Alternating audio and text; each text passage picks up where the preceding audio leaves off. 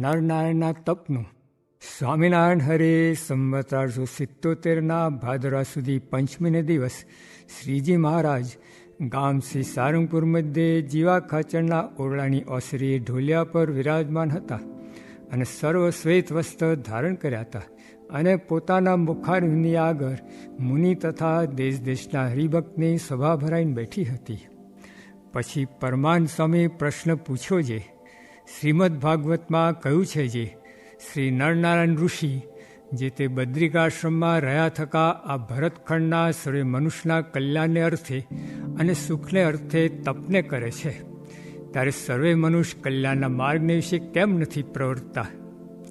પછી શ્રીજી મહારાજ બોલ્યા છે, એનો ઉત્તર તો તે શ્રીમદ ભાગવતના પંચમ સ્કંદને વિશે જ છે. જે એ ભગવાન તપ કરે છે તે તો પોતાના ભક્તને અર્થે કરે છે, પણ અભક્તને અર્થે નથી કરતા. કેવી રીતે?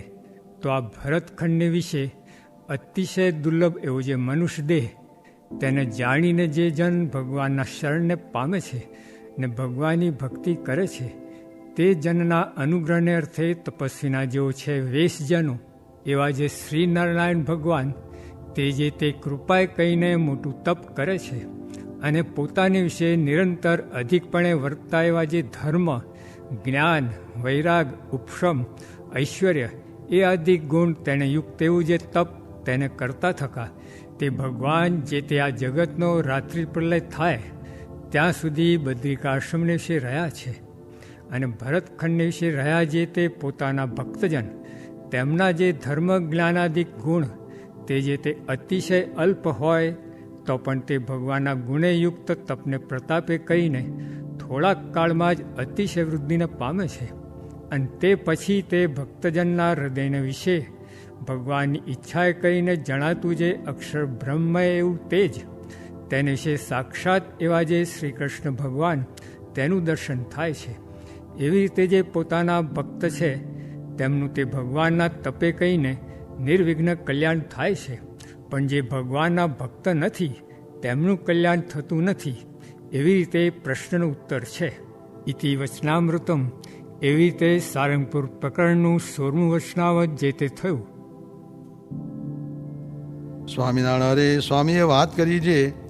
મહારાજ કહેતા છે નામ કેનું લઈએ, પણ આગળ તો કલ્યાણ કેવા કર્યા છે તો પોતાના સામર્થ્ય પ્રમાણે કર્યા છે ને કેટલેક તો મોટા મોટા કૂવા ખોદ્યા છે.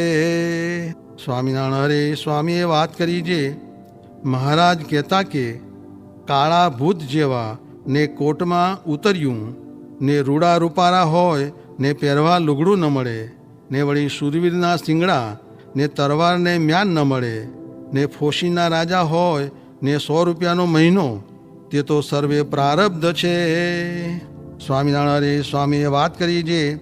ગાડે ન બેસવું તેનો પ્રબંધ કરીને મહારાજે સંતને પગે લગાડ્યા હતા. સ્વામિનારાયણ હરે સ્વામીએ વાત કરી છે. સાધુ તો ક્યાં ઓળખાય છે એમ કહીને બોલ્યા છે. જે વર્ષે છત્રીયું ભાંગ્યું ને પટારા કઢાવ્યા તે દિવસ એક સાધુએ મને એમ કહ્યું છે, આ ભજનાનંદ સ્વામી જેવા સત્સંગમાં કોઈ સાધુ નથી. કેમ જે બીજાના પટારામાંથી નિસર્યું પણ એના પટારામાંથી કાંઈએ ન નિસર્યું.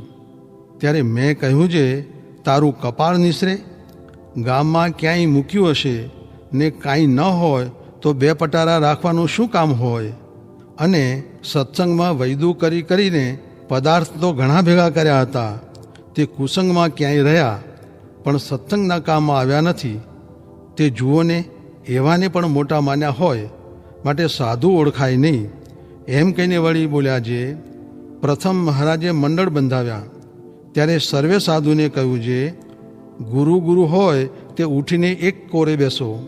ત્યારે જેટલા ગુરુ હતા તે સર્વે ઉઠીને એક કોરે બેઠા. પછી મહારાજે કહ્યું છે, જેને જ્યાં મળતું આવે તેમ તમે બેસો. પછી જેને જેમ મળતું હતું તેમ તે સર્વે બેઠા. પછી સ્વામી કહે, હું બ્રહ્માનંદ સ્વામી પાસે રહેતો, તે ઉઠીને આત્માનંદ સ્વામી પાસે જઈને બેઠો.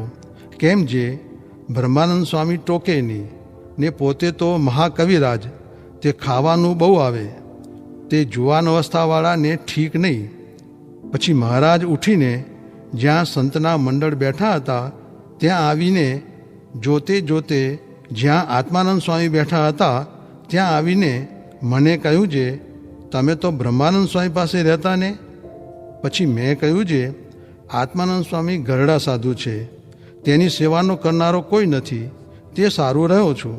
પછી મહારાજે કહ્યું છે, ઠીક. પછી તો સર્વેને જોઈને બોલ્યા છે, ગુરુએ મૂરખ છે ને ચેલાએ મૂરખ છે. કેમ જે સત્સંગના સ્તંભ જેવા છે તેને ઓળખતા નથી, ને ઓલા હિન્દુસ્તાનમાં લઈ જાય એવા છે તેની પાસે રહ્યા છે. ને ગુરુએ મૂરખ છે જે સાધુની ગરજ રાખતા નથી, માટે કાંઈક ગરજ રાખવા શીખો. એટલી શિક્ષા કરીને ગુરુના મંડળ બંધાવ્યા.